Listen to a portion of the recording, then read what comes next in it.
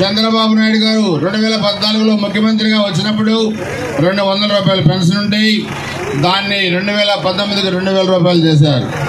దాన్ని 3000 రూపాయలు చేస్తానని చెప్పి మహానుభావుడు 200 రూపాయలు పెంచుకుంటా వచ్చాడు.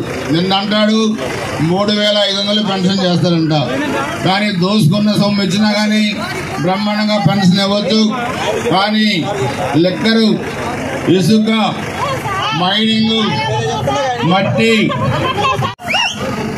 త్రాగడానికి మంచినీళ్ళు లేవు. కానీ బ్రహ్మాండంగా బెల్ షాపులు ఉన్నాయి ఊర్లో. వాడికి ఏం కొదవలేదు. దానికి కూడా వేలంపాట పాడారు. అందుకే మీరందరూ కూడా ఆలోచించండి. యువత ఎక్కువ ఉన్నారు. మీరు అభివృద్ధి కార్యక్రమాలు నిల్లు, అవినీతి ఫుల్. ఈరోజు మైనింగ్ చూసి వేల కోట్ల రూపాయలు కొల్లగొట్టారు. ఆ అక్రమ మైనింగ్ గుంతల్లోనే 8 మంది చిన్న పిల్లలు చనిపోయారు.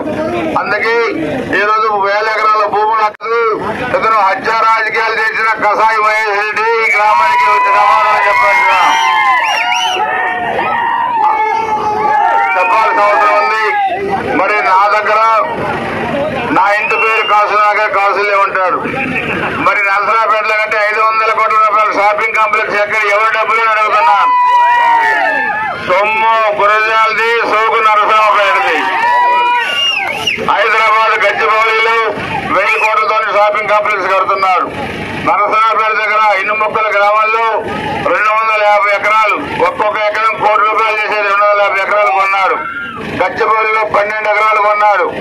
అదేవిధంగా పిడిగురాల్లో 36 ఎకరాలు కొన్నాడు. అదే మైనింగ్ కంపెనీలో ఓటాలున్నాయి. ఎన్ని అవినీతి కార్యక్రమాలు చేసిన కాసు మహేష్ రెడ్డి గ్రామాలకి ఏమన్నా అభివృద్ధి కార్యక్రమాలు చేశాడో మీరు ఆలోచించాల్సిన